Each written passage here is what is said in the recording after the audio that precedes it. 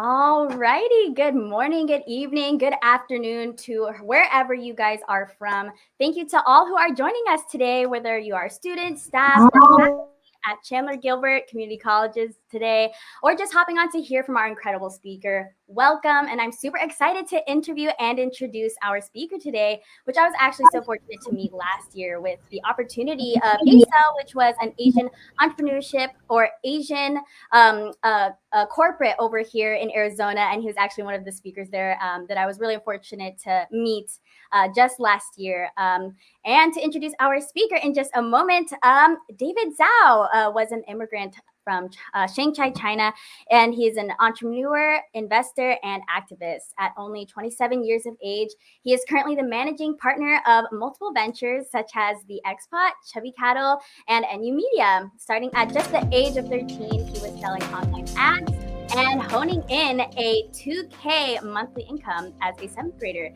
And he has now built his various ventures to a near 5 million in monthly revenue as of 2022 this year. And additionally, David has largely contributed to the gross sales of over 2 billion for his clients. He has landed on the 2022 Forbes 30 under 30 list for co-founding the thriving high-end restaurants Chubby Cattle and the Xpot. And scaling 8 locations across the US, he has raised $28 million and is on track to see 60 million in revenue this year, which is absolutely crazy to say. But David is not only passionate, but heavily involved in self-growth, wellness, finance, profit optimization, entrepreneurship, philanthropy, education, and restaurateurs. And hopefully you guys enjoyed that cute little visual of one of his restaurants, the Xpot, that went along with it. But David, welcome, hello, and how are you today?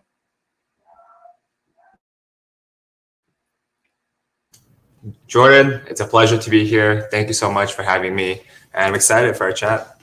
Yes. And thank you for all of you at home that's tuning in.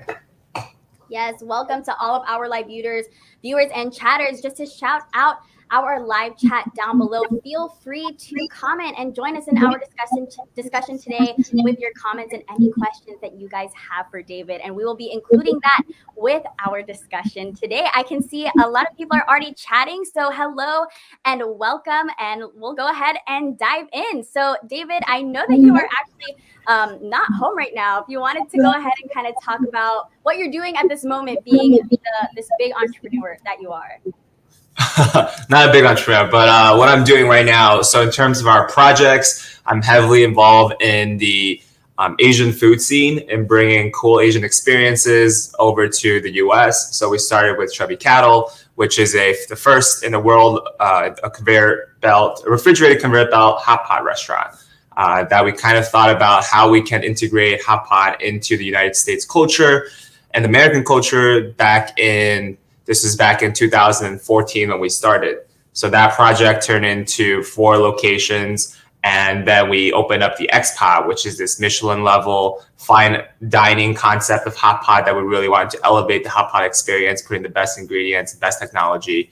And that now exists in the Venetian Hotel in Las Vegas. We have in Chicago at the Roosevelt Collections. And we also have in Los Angeles, and we're looking to build in other cities like New York City, Miami. So really to bring cultures together and introduce Asian cuisines where they in America, a lot of people haven't even heard of hot pot whereas in China, it's the most popular cuisine. So we want to introduce that. We want to introduce other entertainment venues to the US, such as karaoke. We want to introduce other cool culture concepts in the United States. So those are projects that I'm very passionate about and what I'm doing.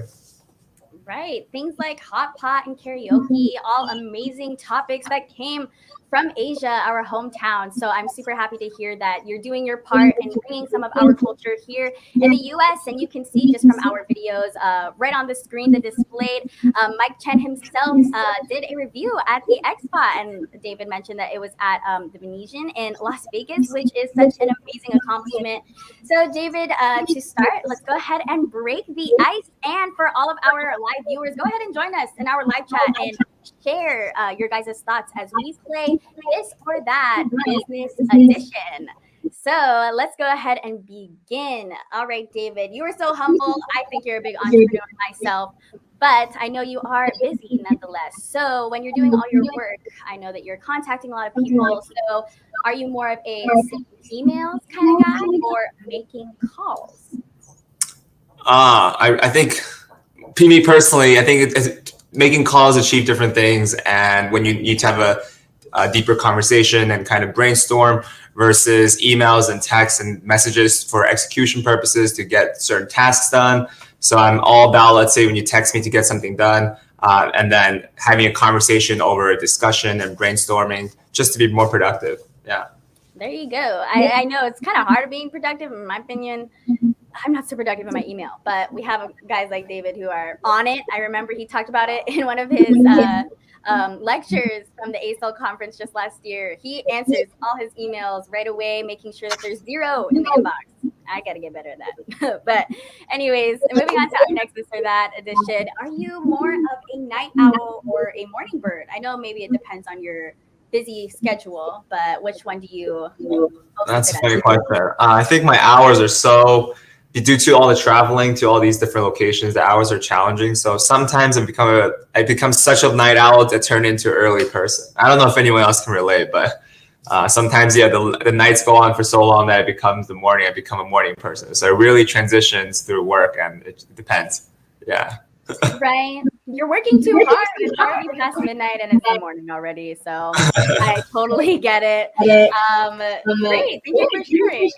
Moving on to our next one for this or that. Are you a products person or a services person?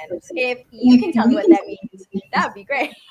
Oh, okay. I think I have a lot of. I'm assuming we're talking about the entrepreneur, like, are you product or service development, and I think I've been in both. And I would say products are a lot more scalable than service in what I've experienced. So we run an ad agency as well. And in the service industry, you're dealing a lot with providing different services, and it relies a lot on labor. It relies on a good team to provide the service, which means you have to train, which means you have to recruit. Versus when you build a product, the same thing, you have to build a product and develop that and find people to develop and teams to work with. But it's definitely a lot more scalable and easier to scale a product.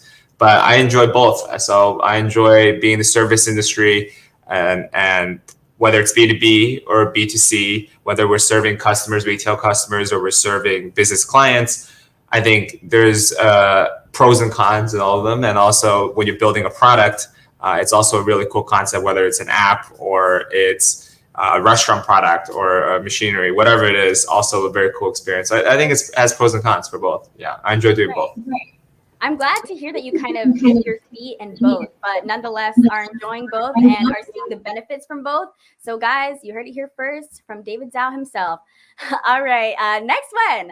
Are you a tea person or a coffee person for your preferred refreshment? I actually, I guess tea. I'm a tea person. I don't really drink caffeine, but hydrate. Water is always good. Yeah, water is good.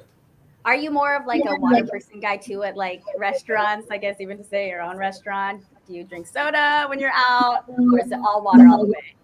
I enjoy trying different things. I enjoy trying everything, but water every day for sure. But everything else, always happy to try and down to try. Right. I can definitely relate to that. I am very free in trying new things, but I'm a water girl at a restaurant. All right. And last but not least, for our this or that edition is, are you a Instagram person or a Facebook person? Through all of your promotions that you have to do and dealing with making sure you're marketing in the right way, which one do you prefer, or maybe which one do you use the most? I think you got to use all platforms for different demographics. So personally, I use Instagram a lot just because maybe I'm my age. I'm used to like Instagram now rather than TikTok. I know that I'm not really active on there. But for our work and for our ventures, we utilize all of them. So we want to hit all the demographics and everyone that's possible, everyone on all those platforms. So we utilize all of them at our ad agency. Yeah. Awesome to hear. Yeah, you gotta use all and utilize all of the platforms so that you reach all types of audience, especially, you know, if you're in the restaurants business, you want to reach everyone, because everybody loves good food to eat. And I'm super excited to get hungry during this broadcast because I think all the hot pot stuff that I've been watching from your restaurants is already making my tummy growl. So don't mind me, y'all, today. But nonetheless, that was our This or That Business Edition Icebreaker. Thanks so much, David, for participating. I'm super excited to dive in. For those of you who are just joining us today, again, I'm Jordan Jusela, your guys' host today, the Asian Pacific Islander president of Chandler-Gilbert Community College. And if you are a part of a community that maybe look like myself or David, I'm super excited to have you here. And of course, anybody is welcome as well. So let's go ahead and continue to hear David's inspiring story from where he began as an immigrant from Shanghai, China, to how he became so successful here in the USA. So, David, if you wanted to go ahead and begin and tell us your story and your experience from where you were raised to traveling all the way over here. Yeah. So, quick, I guess, intro of my childhood. I was very blessed to be able to come to the US for an education. I was born in Shanghai, and I came here with my mother at the age of 12 for middle school, 6th grade, 7th grade, all the way through finishing high school. Then I decided to take gap years. And during my gap years is where I really tried to scale what I built in high school, which is just a website. And like your intro said, and we spent a lot of time building this website. Now we will call it e-commerce. At the time, I didn't even know what it was called. It was just a website that sold marketing services. It would help people set up their Yelp pages, help businesses, especially Asian merchants that don't even know what Yelp was or Instagram was, to help them build a platform and would charge a minimal fee when you purchase these products. So I did that throughout high school. And I think I got into Penn and Wharton, the school of business at Penn, because I was able to do these startups at an early age. But I had the choice of going to college right away from high school, or I decided to take a gap year to build this business, build the ad agency, and see where it can go. So I decided to take a gap year with my best friend, and we lived in New York. And we lived in office. We would travel back to Long Island, or at the time I rented a place in Flushing. So we would travel there and work every day, like 6 days out of the week, to build the ad agency. Really cool experience. So talking about being a service provider, we would do sales. We kind of had multiple hats: do sales, operation, find these local restaurants to help in the first place, which is how I got into Chubby Cattle and X-Pot in the first place as well. Through one of my clients, I met my partner today at Chubby Cattle and X-Pot, and we were just going to do marketing for them. But as we got more involved, we started being involved in operations and building out the restaurant concept itself. So in the beginning, during the gap years, from the marketing side to the restaurant operation, and then during college, I was working for both Chubby Cattle and the ad agency NXT while going to school. So it's an experience. And finally, I think I graduated 2020 or 2021 was when I actually technically graduated. So that's also, it took 7 to 8 years. So for those of you in college, there's never for me, what I've learned is you never have a set path there's not a set path for everyone. So for me, it took, I think, 7 years to finish college, in between 2 gap years and another gap year and the pandemic. So it took me 7 years to finish. And in the time, I also built out 8 restaurants. So it was definitely a sacrifice and time where you can do, and you have limited resources and time. You have to choose what you're passionate about. And that's kind of where I am now, all the way from, I guess, childhood. Yeah. There you have it. Thank you so much for sharing where you started and where you began, David. We actually do have hearing how you started just when you were young, in 13, selling online ads. It's crazy how you were so young, but figured that out for yourself. We do have a comment already from one of our live viewers, from Hai Tran. He is asking any tips for young entrepreneurs trying to make it. So you started so young. So I want to know, what was your inspiration, and how did you kickstart at so young? Was it just the young drive in you at the time? Yeah, great question. For me, I would say it got into a lot of the situation. At the time, I was younger, and there were things in life that I didn't understand when you're younger that I thought it was an obstacle. For example, I came here to the US without speaking English, and being in a school where it was harder for me to communicate to other people, and it was a challenge. And I was very blessed to have parents that love me, that that have to put food on the table. But at the same time, they didn't speak English. They just knew that in the US you get a better opportunity and better education. So my mother came with me to the States, can provide everything emotionally, provide great food and resources and advice on being a good human being, but couldn't really give me like, hey, this is how you get into a good college. This is the exact steps that you have to take to do well or do the college process. So all that I have to figure out myself, along with, figuring out how to do her taxes, figuring out how to set up banks, set up brokerage accounts, investment accounts. So at the time, like, wow, I have to do all these things. But the cool thing is I was very proud of it. And that allowed me to kind of not have a capacity like, oh, I can do these things that adults are supposed to do. And there's not something that, only until I'm 18 or until I'm 21 that I can build out something. So at an early age, I had that mentality. And that allowed me to set up my PayPal account, I remember it's custodial PayPal account. So I had to use my mother's name to connect to my custodial bank account and set up the first e-commerce store, because to me, it was a fun project. And I was always into building projects in school rather than taking tests. So when there's always an opportunity to build a website or presentation, when people are just building, paper reports, I'll always ask to go above and beyond. And I guess the teacher's pet, and just go above and beyond to ask the teacher, like, hey, can I do, instead of writing a paper, which is not my strong suit, because English wasn't a strong suit, I have grammatical issues, all this. So I was like, can I build a video or a website or a presentation instead of creating like this 20-page essay, which I knew I couldn't stand out. So I would love to build projects and build websites. So during that process, at the time, I think this was 2009, 2010, not a lot of people knew how to, Facebook wasn't even a big thing yet, and not a lot of people knew how to build websites as a student. So I was fortunate to be able to learn how to build HTML websites online and be able to do these cool projects. And that converted into a business where I can sell the service to small business owners that needed website building, that needed to set up their web pages, that maybe they don't really understand how to build out their YouTube channels and their Yelp pages. And I can help them manage their ads, Google ads, all these things. So I think at an early age, and my disadvantage of not being able to speak English and having to help my mother really helped me and elevate that process and escalated that process of being an entrepreneur. But for tips for young entrepreneurs, get started. You don't have to even do your own project. You can join a company.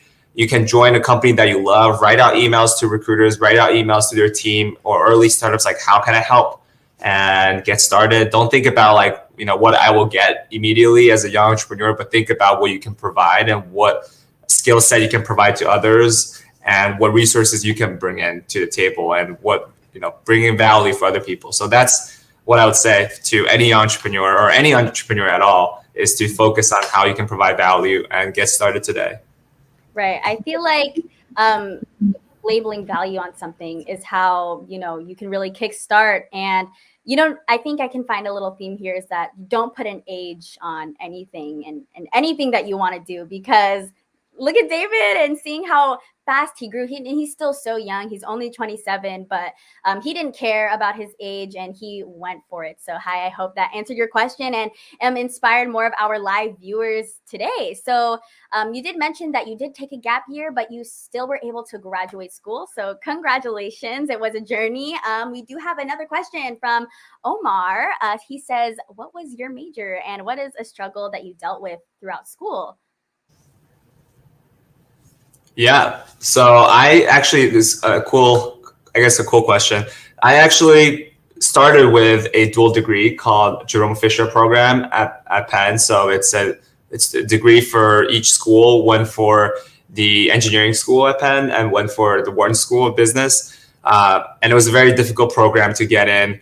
I probably had the lowest SAT score at the time because I was able to get in because of my work, and I actually went do a presentation of myself to the admission office. So things I did in order to get in, I was doing a creative way rather than just, this is I have to get the highest score, I have to do this. I put a personality to my application, and because of that and the work I had, the degree demanded a lot of time, and that's the truth. Is that's in order for me to finish the dual degree, which is the computer science engineering and the finance degree concentration, I actually had to make a decision at the time, do I continue with running my ad agency and running the restaurant business, which at the time wasn't making a lot of money in terms of profit. We're talking about $8,000 to $10,000. Actually, the restaurant didn't make money for the first 2 years. I had to put in a lot of time, and all the money I'll make from the ad agency have to be reinvested to the restaurants. So it was very challenging at the time. Maybe I should just, do this after I finish school. It was hard because I also was asking my peers, hey, should I do this? But my peers didn't understand my situation now looking back. They are doing school and that's what they're doing. And everyone kind of have their opinions based on their life and their surroundings. So it's hard for people to understand exactly where you stand. But one thing you should understand, and tips I will give other people, are your life is your life. If you're working hard, it doesn't matter which path you take. Give yourself a couple years in doing that, but honestly, work hard. You have to put in 110% and see where it goes and get advice from other people. So I ended up having to drop the computer science degree and just finish Wharton itself and finish the finance concentration.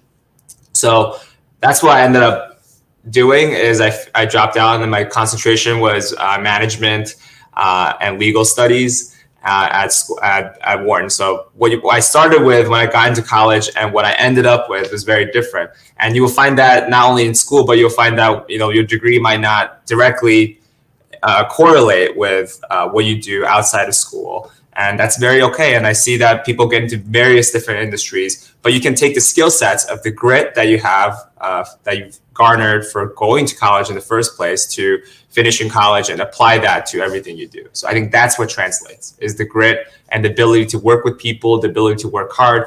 And that will be common with what you're doing at work. Right. Staying and continuing to work hard, even though, we have struggled, setbacks, and especially getting a little deeper now, we're going to cover some deeper topics, for our talk today. So David, being an Asian in America, were there any struggles that slow you down? So I know that earlier you did mention that you needed to, learn English. You came here not knowing any English. So was it hard going through that transition and, kind of implementing yourself into the business industry, maybe comparing to, a white man who put himself into the business industry? How was that for you when you came here? Yeah, like I said, in the beginning, it was very challenging. At a younger age, I thought it was an obstacle. And in life at an early stage, these challenges, whether you're Asian, whether you're a minority, or you find other type of obstacles that you have. For me, English wasn't my main language. So I felt exclusion probably at an early age in high school in certain ways where I couldn't communicate at a young age. But I was able to adapt and find friends and do that. But I can see that how I can take that as a disadvantage. And for example, for testing and everything was more challenging because I had to learn English. It wasn't my first language. And I talk about how in my family, my parents couldn't do much for me outside of putting food on the table, which I find that to be a blessing. But at the same time, I could be like this. I can victimize myself, because my parents couldn't do much, whereas other parents can put them into the, in the right places, have better resources for them so they can do better. I find that it's important to be able to take those obstacles and then turn that into an advantage for yourself later in the line. So now I realize because I am bilingual, now that I understand both Chinese and English, I'm able to be in the Asian food industry in the United States because I understand both cultures and I understand what people want from both sides, and able to work in an international joint venture. So those things you will realize later on. So don't victimize yourself in seeing hey, there are struggles. Absolutely. In the beginning of building out Chubby Cattle, our landlord didn't know what hot pot was, and they're like, yeah, we're not gonna put this in our plaza because we see a risk. Like, you guys are, number one, you're young. Number two, we don't. There's no Americans eating hot pot. Like, only Chinese people or Asian Americans were eating hot pot. So we really had to take a risk and put on these obstacles. And 4 or 5 years down the line, we were invited by the Venetian Resort to go into the resort to open a hot pot restaurant. So you can see that even in the 5-6 year period, there's so much that's changed from the country not understanding cuisine, kind of like 30-40 years ago when they didn't know what sushi was, and sushi made a revolution. And this food revolution is huge this food evolution is huge because it brings people together. When you're scared of another culture's food, their music, and you don't understand their entertainment, that's a huge problem. Then when people don't understand something, they fear something, and they have this hate. And you kind of see this hate as well in 2020. Is that when people don't understand something, they want to blame something. But once you start to understand the beauty of the culture, whether it's their music, their food, their entertainment, their movies, then you start to get closer, and you realize that at the end of the day, we're not that different, and you should appreciate all cultures. And you can find that similarity, and you feel closer together. And that's the end goal of what we're trying to do. We're trying to bring what's the best in one culture into the US, into North America, and hopefully down the line to Europe. And it just brings people a little bit closer together and realize we're not so different after all. We're fighting for the same goals, and we are, all really close together. And don't let the outside and superficial, just where you grow up with, the cultures, separate us, but rather let us celebrate those differences.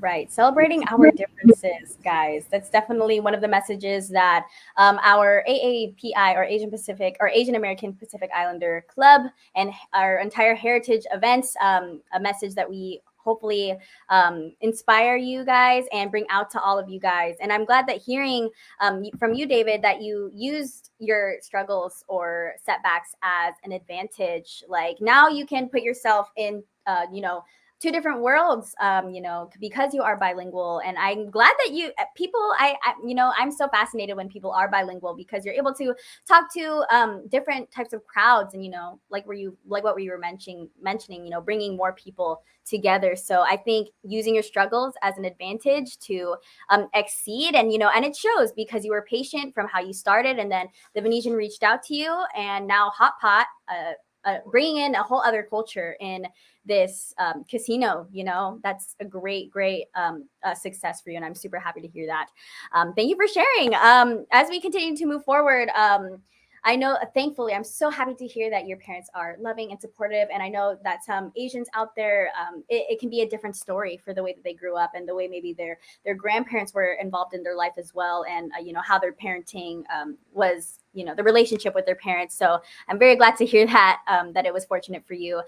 So with understanding parents like that, maybe didn't have too much experience in what you wanted to do. So how did you build your work ethic, and maybe how did the Asian community help you, and maybe how more specifically your parents helped you and encouraged you? Sure.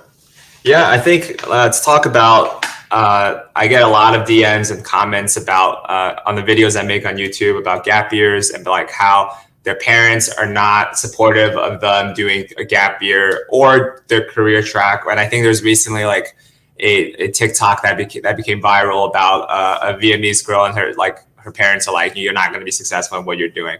And I think the end message, and what I got out of it, is like, again, every path is different. So sometimes, like, and I'm talking about, the situation where parents obviously do love you. Maybe they don't know what the right directions are. And for my case, it's a little different, because I had this financial freedom, or not financial freedom, but this financial independence at a young age. Like, during high school, I was making $2,000 a month from the e-commerce business, where I'm putting hundreds of hours, or probably 200-300 hours into it per month. So if you think about it, it's like $5 an hour. But because I was making that $2,000 an hour, so that means you could be doing any job on the side outside of your school, making $10, $15, $20 an hour at minimum wage. You will feel that financial freedom, which allowed me at the time to lease my first car, and going to school, to pay for my first thing, and to even go on trips with my best friends. Like, early side, we went to Canada, and be able to make these decisions at like 18, 17, because I was making money since ninth grade, and I was able to save up. And because I lived with my parents, I didn't pay rent, and it helped. So financial independence will allow you at an early age, or even after you graduate college, to have that, for your parents to understand, okay, you're making an adult decision, you're making mature decisions because you're generating income, even if it's not a lot.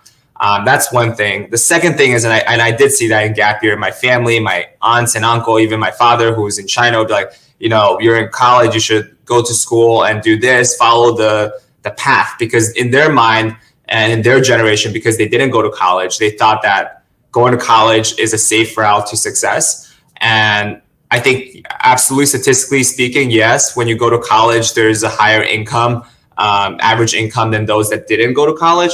But the difference is not because the college made the difference. It's more that the person that decided to go to college has that grit for someone to succeed. So and there were a lot of people that dropped out of school and became successful. So on average basis, yes, like if you go to college, you'll feel better. You will do better. But on an individual basis, as long as you have the grit and you have the passion to do something, you can learn a lot of things in college or outside of college. And there's a lot of ways to learn it. You can take online courses. You can learn the job at the job.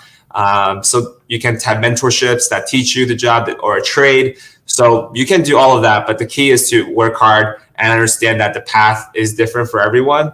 And yeah, for me, it was being able to be financially independent at a young age, so I can convince my parents that to know, like, hey, let me try. And again, like the obstacle I had at an early age where my parents didn't know much about the education process here and didn't know the exact steps that they want me, like, hey, you're going to do this and go to med school and do this because that's the way to be a success. So they weren't like that, which, to certain degrees was challenging because I had to figure out how to do the college application myself. I didn't have a guideline. I had to help my mother with the bank statements, taxes, calling credit card companies for disputes, or, just dealing with general things a 13, 14-year-old is not doing. So that was a challenge. But looking back, that's also a pro, because my mom and my dad trusted me a lot to be an adult and to make these decisions. So when I got into school, I was able to make the decision to take a gap year. And that kind of built upon how I was able to be independent and make my own decisions, and to know that, there is no set path for everyone. So that is key for all of those that have parents that might feel like, hey, you have to do a certain thing to be successful, and this is the exact step.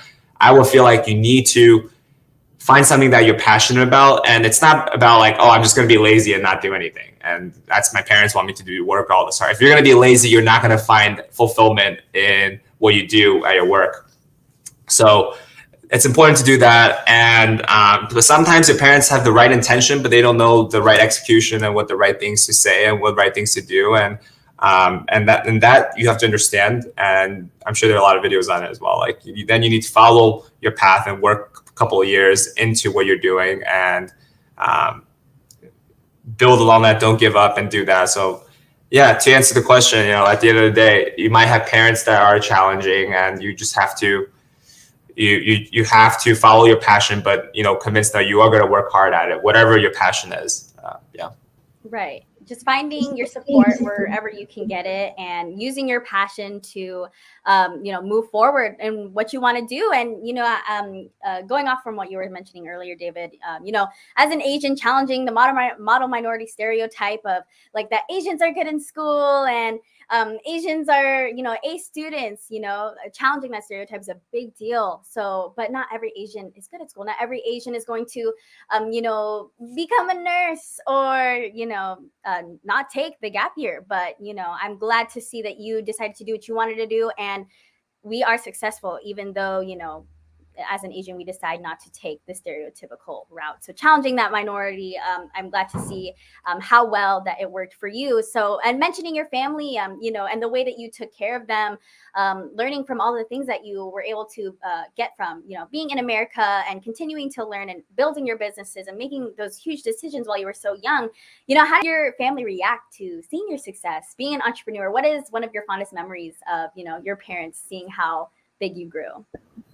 Yeah, I think being able to invite, unfortunately, my parents are in Shanghai right now, lockdown, but so I haven't seen them for, because of COVID, 3 years, and both of them are in Asia. But I think the fondest memory is when I'm able to take them to the first restaurant we built at Chubby Cattle, Las Vegas, and just to see like, oh, wow, that they see the customers' happiness when they're at Chubby Cattle and they can taste the food and what we put sweat and tear into building this project. And they were able to come with us to Philly, Denver, and Vegas, and I take them traveling and take them to places they wouldn't spend this type of money on in their life, and to kind of see that experience. And I think those are definitely moments and experiences that can bring to their parents, and to see that at the end of the day, their son took a different route and they took many gap years. At the time, I still didn't finish college. So in their mind, it's still like, you should still finish school, right? You're already in school, you should finish. Because at the time, like, am I going to finish or am I not going to finish? So yeah, those are definitely moments I'm very proud of, to see the smiles on their faces and see my family's faces when I take them out at food at our own place, or projects to go to our office at the ad agency, to see all the people that are working together, all the talented people that are working together. So those are definitely moments, and I'm excited to bring them here when COVID lockdown's over, so I can take them to Expod in the Venetian, in Chicago, and LA, and show them that what we built out in the past couple of years, even during the pandemic. Yeah. Right. And being thankful to the powerful use of technology, I hope that they're enjoying seeing you boom, online, and seeing you being on 30 under 30 list, guys, for Forbes 2022 list. So I'm super happy to hear that your parents are one of your greatest support systems and probably your number one fans. Hello to the Zhao family. I hope that you get to see them very, very soon, David. But, hearing, if you're like, you should finish school from other people, I'm glad to hear more advice, and hopefully it'll reach out to our audience as well, that it's okay that passions can change. You don't have to continue school to be successful, and it just comes with patience. And I think David is a great example of that. So we do have a comment in our live comment section on YouTube. They say that, I've heard that your family and some of your friends supported you. Did your teachers and professors help you in the decision of getting into entrepreneurship? If so, how? Did they see your success? Did they maybe reach out to you when they tried your restaurant? What happened? Yeah, I think it's a very cool experience when I have a restaurant here on campus, like near campus, and so it's called Chubby Cattle. It's in 10th Street in Philly, and being able to get my friends during college together to invest in this project. So it almost became a project where it's like a cafeteria or a restaurant that or a family place to go to from my friends and myself. So that's a very cool experience, to have your friends, college friends, invest in this project together. And all my projects I even have my elementary school that's from China that invest in this project or other projects of mine together. And that's a really cool experience, is to bring those in, especially when you build restaurants. We have a holding company and we have local investors for each individual location. So it's cool to bring them on and to build this together, and to have a place where you can smile and have fun and eat great food. So that was cool. And talk about teachers and professors, they definitely have in school further supported me in terms of understanding, like, hey, especially certain professors, like they understand that I have to travel for work. And they also have to be fair to other students. There's attendance scores, et cetera. This is before the age of Zoom, so there's not a lot of opportunities to Zoom into class. So there are times I have to make a sacrifice, like take a lower grade because I can't make it to class because I have work in Vegas or work in New York. So I have to make those decisions. So it was definitely challenging. But I think one thing that came out of COVID that's a positive thing is the technology of Zoom, and be able to live stream and do classes virtually. And if I had that, I probably graduated earlier than 7-8 years. But yeah, I think absolutely I had my friends friends and family that have supported me both emotionally, or my friends being in the project together, and teachers and professors that gave advice or that have understood what I'm going through, so that they can be like, hey, instead of making attendance, why don't you, I had a teacher professor, like entrepreneurship professors, like, in order to, you have to make 2 rules, like you don't make attendance for these classes. I understand you have work. 2 things, you have to make a presentation about your project, about your business to the rest of the class. and be able to, whenever I invite you out in the back in the future, you have to, come back and give classes and lectures, or, be a guest on my class. So there are, very cool professors that are understanding and are very supportive to what I was doing. But I also did see there definitely challenges for school. Like a lot of professors had to be fair, because everyone's doing the same thing, and there are exams that have to qualify you and be fair, like grading system, which I personally probably have now. Like I have different opinions, like how things should be graded. It should be more personalized if it's possible to each different student. But I understand it's like a big class, so it's hard for those professors to be unfair to the entire 300 students in a general class like that. But those were definitely more challenging for me personally. Yeah. Thank you for sharing. Yeah, and learning from your own instructors and professors, it's amazing to see that yourself now is, giving your own lectures to people, and holding your own online, courses to give your advice in the way that you grew in all of your entrepreneurship, in your whole journey. So that's super exciting to see, and I'm glad to see that your professors, have helped you along in that journey. And we do have a comment from Sonia B. Very inspiring. It's a lot of responsibility having to be a translator for your family at such a young age, and they're probably super proud of you. Thank you so much for sharing that comment for our speaker today. Moving on to more of the foodie talk. As you guys know, David is in charge, or a co-founder of Chubby Cattle and the X Spot, that have many locations across the U.S. So Sonia B also has a question. What is your favorite food, and which one of your restaurants do you eat at the most? Can you explain what hot pot is for those who have never tried it? Yeah. So my favorite food, I think I can eat anything for myself. Everything from Chipotle, which I grew up with, all the way to my probably favorite fine dining food would be like omakase. Like I really enjoy sushi.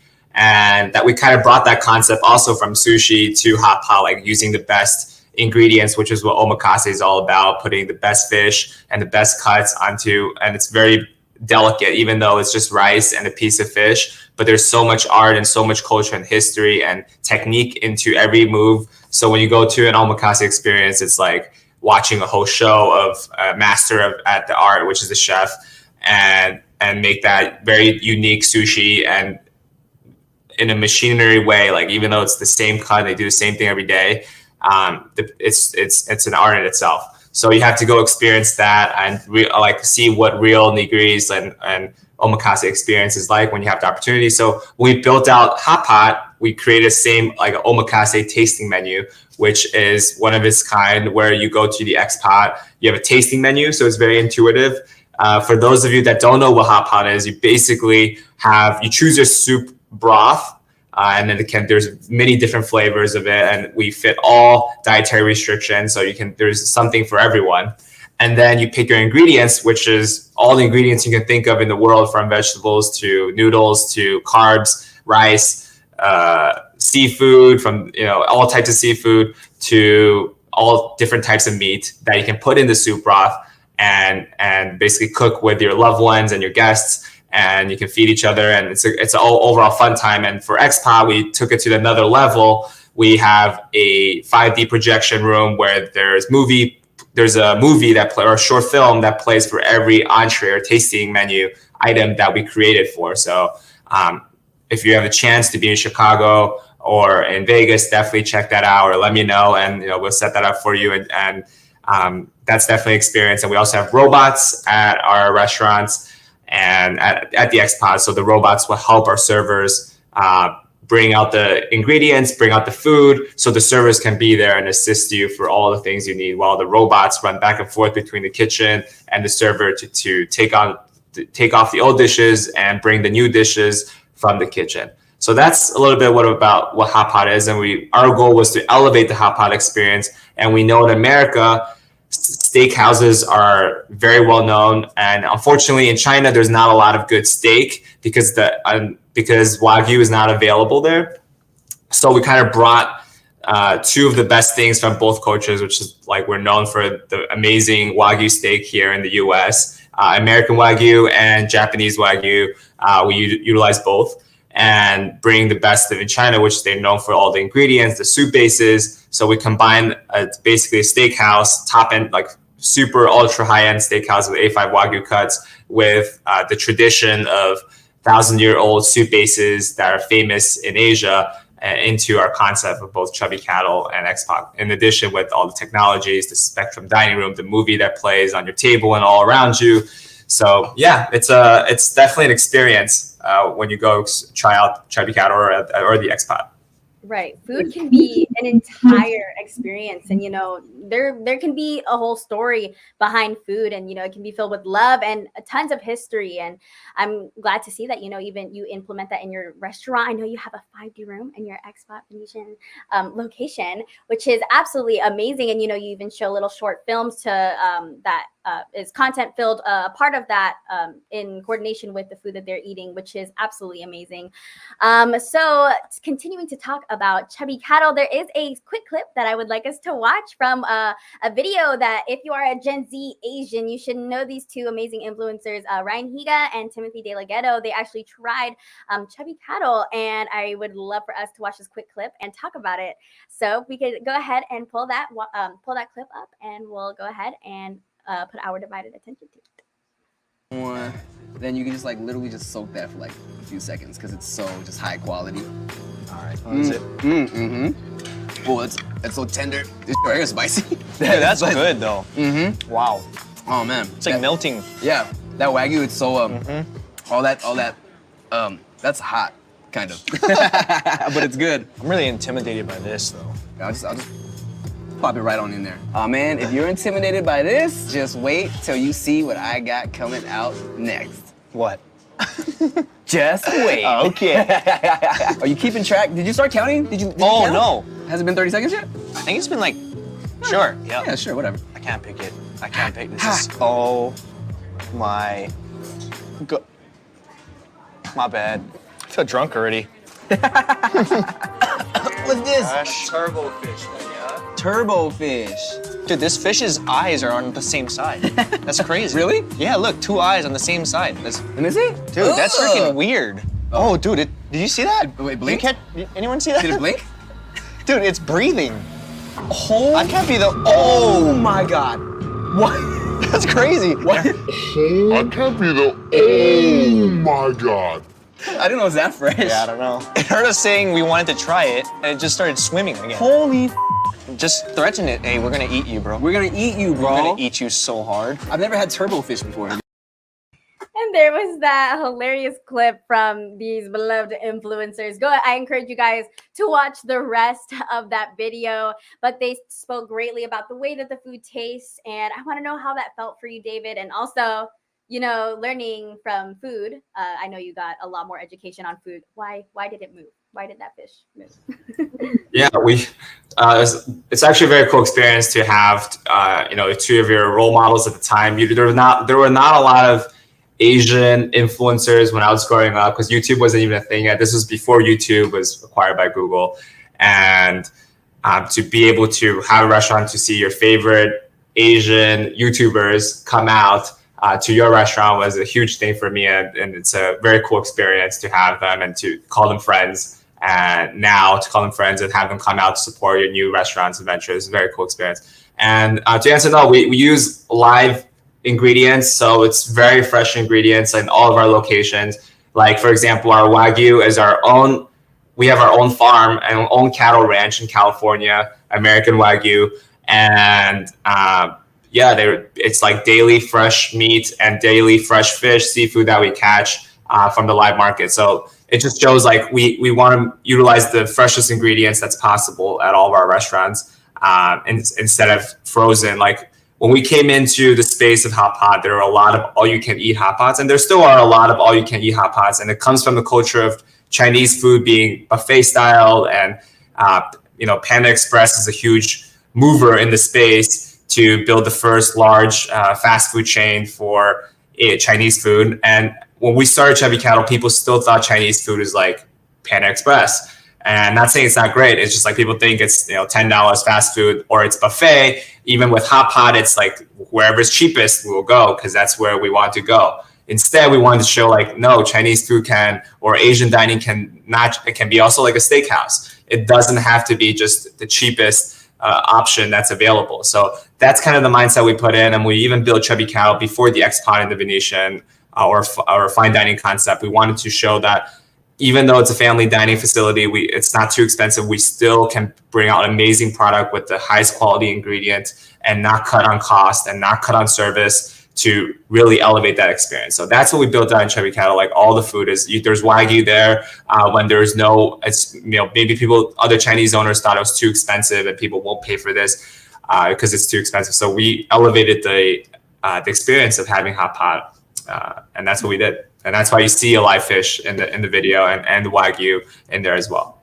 Right, guys. This is luxury, elevated, fine dining. So that is why your food just may be a little more fresh than you might think.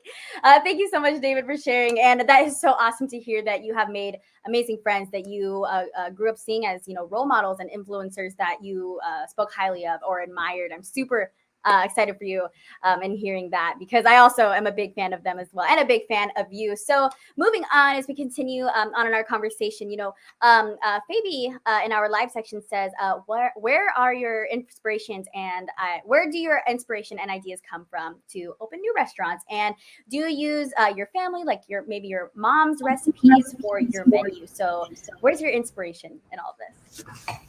Yeah, I think like talking about the different cultures that I've experienced, both Chinese and American cultures. I saw that, hey, in America, there's steakhouses with like amazing steaks and all this. Like, why can't we put the best steaks? And that's why it's called Chubby Cattle. Like, we want to put the best cuts that we have into and the best ingredients. And those are inspirations from the two different cultures. And we love like the soup-based concept. We love what hot pot brings, all the experiences that people will cook for each other and have this lovely time together. Just like you can see in the video, like people will talk about the food, will talk about the experience, and it's very interactive because you're cooking for each other. And those are our inspirations that I have. And personally, like, it's crazy that I'm in the food space and I don't even cook myself. I'm not a great cook myself. And to be able to build all these restaurants, obviously I need an amazing team that are very specialized. Like, our chefs are very specialized in building amazing concepts there. And my partners are building the overall concept with construction and building out the space. And I come in as a perspective, as a customer, and as a finance guy to bring in to make sure that the financials work out and the marketing works out for our customers and who we're targeting. So yeah, I think my inspiration comes from my team, comes from my cultures, and also comes from the feedback of the customers to see what they love, and we adjust to that as well on a like daily basis. Yeah. Right. You don't need to be good at something to be successful. Like, you're not a cook yourself, but you made it into something of your own, and you made it big in your own way. And I'm glad that you're a part of the food industry and continuing to learn more and more. We also have another comment from Iris. She says, "How you sound like you are traveling a lot of the time. Do you have a home base?" Yeah, when people ask, like, when I just meet them, like, hey, so where are you based, or where do you stay? It's a hard question because the locations are, fortunately and unfortunately, in all these different locations that are not usually like restaurateurs will build out. Let's say they're in New York City, they'll build like 10 restaurants or brands and concepts all in one space. For us, we built out a same concept or similar concepts in various different states. So that requires a lot of traveling to, I guess my home bases will be in Chicago, LA, Vegas, and mainly in Vegas and Philly, and our offices in New York. So I'm traveling, and I guess these are my homes wherever the work is at all of these places. Yeah. It's an interesting lifestyle. Interesting lifestyle, but I know traveling can be super fun. In the future, maybe one day that'll be in my cards, and maybe people who are also interested in traveling a ton. But as we continue moving on in our conversation, David, I also know that you have dipped your toe in influencing, and you're also a YouTuber and posted your own YouTube videos giving advice to your listeners and viewers who are looking for, things in entrepreneurship, or, seeing how they can go about their education and taking gap years.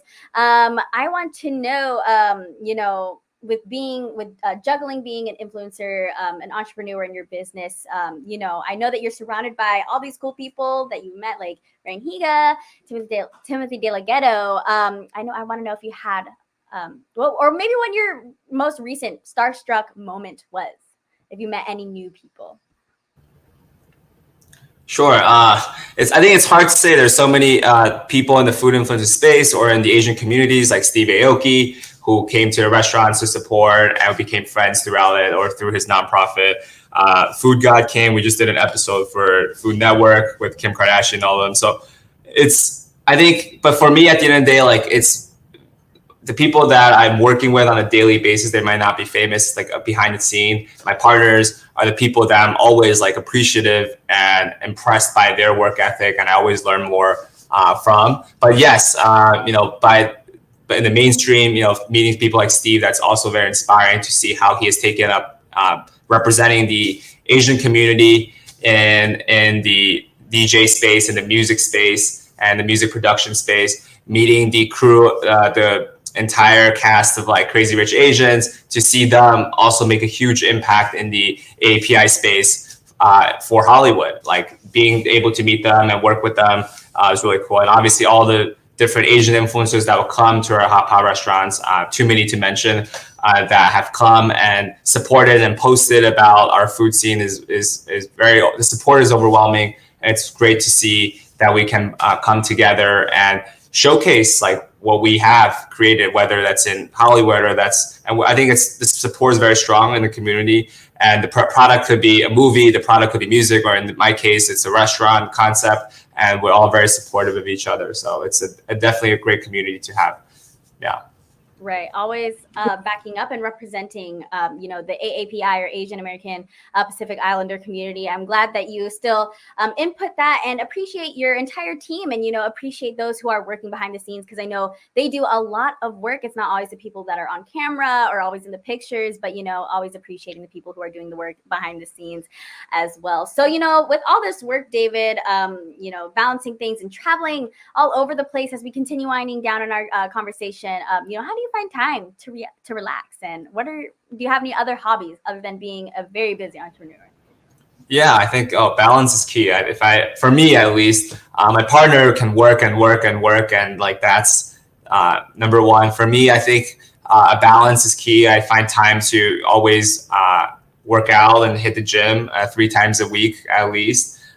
So that it really calms your mind. It's not just physical, like, workout. It's physical, but also mental. I think that's great. Exercise is great. I love all sports. At a young age, sports is a great way to meet friends and go through community. So I just went hella snowboarding for the first time now a couple weeks back or a month back. The cool thing within hospitality, we work with a lot of music festivals because we're vendors there. So we get to experience going to EDC, going to other Insomniac events, and be a team that works there and provide food there as well. So yeah, there's traveling is great for work, but sometimes you like to travel for fun as well, and I get that experience to go with my friends and loved ones to do that. So yeah, definitely you got to find the balance of doing things that you enjoy purely for fun and doing work and building cool concepts and building cool projects. Right. That's so amazing to hear that you're able to do the things that you love and other hobbies that you get to implement to, keep yourself a little sane through all the hustle and bustle of working super, super hard. So David, I want to know, as we end our talk today, what does the future hold for you, and how do you continue to represent and collaborate with other people who represent the Asian Pacific Islander community?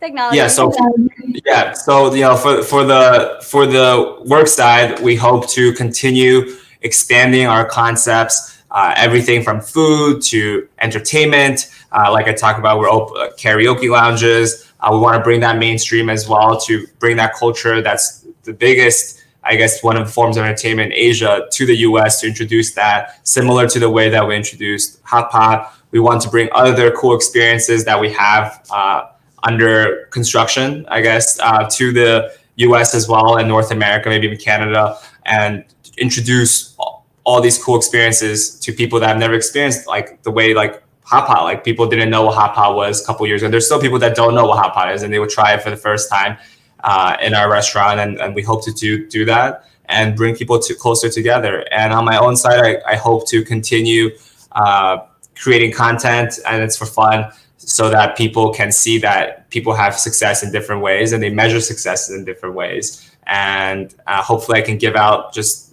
some part of my journey, and I'm very transparent, and people message me on Instagram all the time about their projects or about things that they're going through, and I hope that I can help and be of a bigger impact on an individual level as well. So that's kind of what I aim to do and continue to do.